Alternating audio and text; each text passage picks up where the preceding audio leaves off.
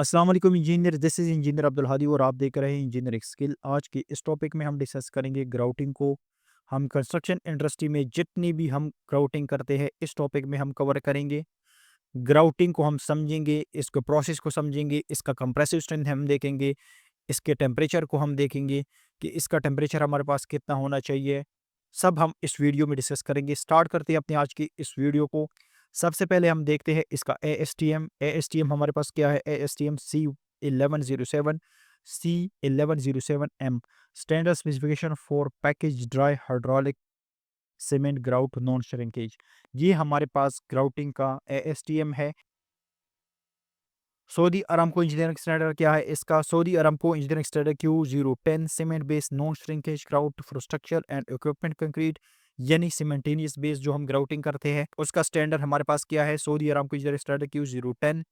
और epoxy grouting for machinery support, इसका जो स्टैंडर्ड है वो हमारे पास Saudi Aramco engineering standard Q011। Saudi Aramco engineering standard Q010 और Q011 के बारे में मेरी ऑलरेडी डिटेल से एक वीडियो भी बन चुकी है, अगर वो भी आप चेक कर सकते हैं उसमें आपको मजीद इंफॉर्मेशन मिल जाएगी। डिस्क्रिप्शन लिंक में मैं उसका लिंक दे दूंगा। तो स्टार्ट करते हैं। फर्स्ट पॉइंट हमारे पास क्या है? Before grouting see to it that the foundation is clean dry and oil free. सबसे पहले हम क्या करते हैं, जहाँ भी हमने ग्राउटिंग करना है, जिस फाउंडेशन पे या जिस स्ट्रक्चर पे भी हमने करना है, वो क्लीन होना चाहिए, ड्राई होना चाहिए और ऑयल फ्री होना चाहिए। नेक्स्ट पॉइंट हमारे पास है soak moisten the surface with water at least 24 hour. इसका मतलब है कि हमारे पास वो सोक होना चाहिए, वाटर एटलीस्ट 24 हावर पहले उस पर यूज करना चाहिए। थर्ड पॉइंट हमारे पास क्या है? Start grouting from one side going to other side to prevent air entrapment. It's mean के हमने जब भी ग्राउटिंग करनी है एक साइड से स्टार्ट करना है, ताकि इसमें हमारे पास क्या एयर कंटेंट या एयर वाइड्स ना बने। नेक्स्ट पॉइंट हमारे पास क्या है? Do not vibrate the grout as a mean of helping it flow as this tend to separate the aggregate from the resin binder. इसका मतलब है कि हम ग्राउटिंग के अंदर वाइब्रेटर यूज ना करें, क्योंकि वाइब्रेटर से क्या हो जाता है, हमारी जो ग्राउटिंग होती है, जो इसकी ब्लीडिंग होती है वो फ्लो हो जाती है, यानी इसमें जो वाटर की रेशो होती है वो फ्लो हो जाती है, जिसकी वजह से एग्रीगेट और वाटर एक दूसरे से सेपरेट हो जाते हैं। नेक्स्ट पॉइंट हमारे पास क्या है? Violent रेमिंग of the grout is not permitted. इसका मतलब है कि हम रेमिंग जो करते हैं, जो हम स्टार्ट में बोन्ड बनाने के लिए रेमिंग करते हैं ना, थोड़ा सा इसको रफनेस करते हैं, वो अलाउड नहीं है ग्राउटिंग करने में। नेक्स्ट पॉइंट हमारे पास है limited use of push tool may be employed to help distributed the grout using long stroke rather than the short stroke jabs. It's mean कि हम जो टूल यूज करें, एग्जांपल लेबर है वो कोई टूल यूज करे, तो उसमें आपने क्या करना है, इसको ज्यादा डिस्टर्ब नहीं करना, ताकि वो उसकी वो जो अचीवमेंट है कंप्रेसिव स्ट्रेंथ वो अचीव नहीं होगी अगर आपने इसके टूल्स को सही तरह यूज नहीं किया। नेक्स्ट पॉइंट हमारे पास है air bubbles rising to the surface may be remove by lightly spraying the bubble surface with the grout manufacturing solvent cleaner. अच्छा, जब भी हम ग्राउटिंग करते हैं ना, तो इसमें अक्सर हमारे पास बबल्स बन जाते हैं, एयर बबल्स इसको कहते हैं। एक सरफेस के ऊपर, जिस सरफेस पे हम ग्राउटिंग कर लेते हैं ना, वहाँ क्या हो जाता है, आपकी एयर वाइड्स जमा हो जाते हैं। एयर वाइड्स आपकी नहीं होनी चाहिए ग्राउटिंग में।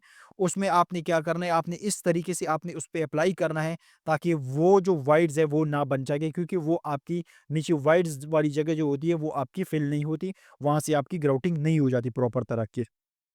नेक्स्ट पॉइंट हमारे पास है remove any grout head boxes after the grout has set sufficiently. Foundation should be protected by burlap and polythene sheet to prevent from the contamination. इसका मतलब है कि आपने जिस स्ट्रक्चर पे, जिस पॉइंट पे आपने ग्राउटिंग की है, उसको आपने पॉलीथीन शीट के साथ क्या करना है, एक प्रोटेक्शन देनी है, ताकि उसमें कंटेमिनेशन ना हो जाए। कंटेमिनेशन का मतलब ये है ना कि वो डिस्टर्ब ना हो जाए, या उसमें ऐसे कोई मॉइस्चर ना चला जाए, या कोई ऐसा मटेरियल जो उसकी कंप्रेसिव स्ट्रेंथ को लो कर दे। नेक्स्ट पॉइंट हमारे पास है grout formwork shall be constructed with adequate strength. concrete foundation should be covered for minimum 7 days or 70% of the compressive strength. इसका मतलब है कि आपने जो फ़ॉर्म वर्क यूज़ करना है ग्राउटिंग के अंदर, वो एक एडुकेट स्ट्रेंथ का होना चाहिए। यानी इसका मतलब है कि हम अगर उस पे ग्राउटिंग अप्लाई करें, तो वो कहीं ओपन ना हो जाए, यानी आपका जो फ़ॉर्म वर्क है वो डिस्टर्ब ना हो जाए। और आपने मिनिमम 7 डेज़ तक आपने ग्राउटिंग की क्यूरिंग करनी है, जब तक आपकी 70% इसकी कंप्रेसिव स्ट्रेंथ अचीव ना हो जाए। 7 डेज़ के बाद आपकी कंप्रेसिव स्ट्रेंथ 70% अचीव हो जाती है। ग्राउट मिनिमम थिकनेस कितना होना चाहिए? हमारे पास 25 होना चाहिए। Temperature of grout when place shall 23 plus minus 3। Grouting के टेम्परेचर की बात हो रही है, कितनी होनी चाहिए? 23 प्लस माइनस 3 सेंटीग्रेड। नेक्स्ट हमारे पास से क्या है? Compressive strength. ग्राउटिंग की कंप्रेसिव स्ट्रेंथ हमारे पास कितनी होनी चाहिए? 5000 psi मिनिमम 28 डेज के बाद, यानी कंप्रेसिव स्ट्रेंथ हमारे पास कितनी होनी चाहिए? 5035 MPa होनी चाहिए। नेक्स्ट पॉइंट हमारे पास क्या है? Compressive strength should be 24.5 MPa 3500 psi minimum at 7 days. It's mean कि आपकी 7 डेज के बाद आपकी कंप्रेसिव स्ट्रेंथ 24 MPa होनी चाहिए, यानी 3500 psi आपकी अचीव होनी चाहिए 7 डेज के बाद। नेक्स्ट पॉइंट हमारे पास है, when grout water cement ratio is 0.4 और less, the grout shall be given a continuous water cure cover wet burlap and 0.15 polythene for minimum of the 7 days। इस पॉइंट का मतलब है कि अगर आपकी वाटर रेशियो 0.4 या इससे कम हो, तो आपने क्या करना है? ग्राउटिंग को कंटिन्यूअसली 7 डेज तक क्यूर करना है और 0.15 पॉलीथीन शीट उस पे अप्लाई करना है मिनिमम 7 डेज तक। नेक्स्ट पॉइंट हमारे पास क्या है? Grout shall be tool chamfer to a 45 angle down from the bottom of the base plate after placement but before it set up hard. इसका मतलब है कि अगर बेस प्लेट जिस तरह हम स्टील स्ट्रक्चर करते हैं, अगर वहाँ हमने बेस प्लेट होता है ना, बोल्ट जहाँ हम होते हैं, तो वहाँ पे हमने अगर ग्राउटिंग को अप्लाई करना है, तो हमारे पास जो चैम्फर की एंगल होती है वो कितनी होनी चाहिए? 45 डिग्री हमारे पास होना चाहिए। नेक्स्ट पॉइंट क्या है हमारे पास? Total dissolve solid in the water shall not be exceeded 500 ppm। इसका मतलब है कि जो आपकी टीडीएस है ग्राउटिंग के अंदर, जो आपने वाटर यूज करना है, उसकी टीडीएस कितनी होनी चाहिए? 500 ppm, यानी पार्ट पर मिलियन आपका होना चाहिए, इससे कम होना चाहिए, ज्यादा नहीं होना चाहिए। पीएच शेल बी, जो आपके पास पीएच वैल्यू है वो आपकी 6 से लेकर 8% तक होनी चाहिए। तो ये ग्राउटिंग का प्रोसीजर था, आपको समझ आ गई होगी। इसका टेम्परेचर कितना होना चाहिए, इसकी कंप्रेसिव स्ट्रेंथ कितनी होनी चाहिए, इसकी थिकनेस कितनी होनी चाहिए।